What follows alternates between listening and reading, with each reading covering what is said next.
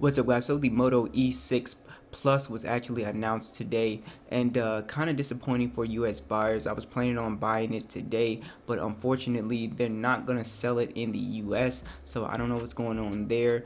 Right now, if you go to Motorola's Brazil website, you can actually go ahead and purchase it right now. So let's talk about the official specs. So you do have a 6.1 inch HD plus display. It is 1560 by 720, so only a 720p display really.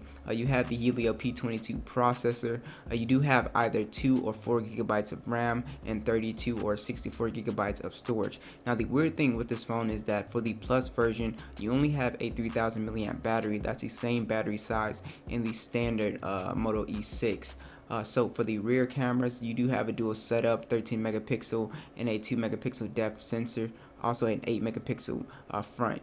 So you do have fingerprint scanner, facial recognition, and it also comes in some pretty cool colors as well. So you know, it's a solid phone. It sucks that I won't be able to buy it yet. You're gonna have to get the international model, so you're gonna have to wait for that. This phone will cost around 150 bucks, which I think is pretty fair for the specs. So thanks for watching this video, and I will catch you guys in the next one.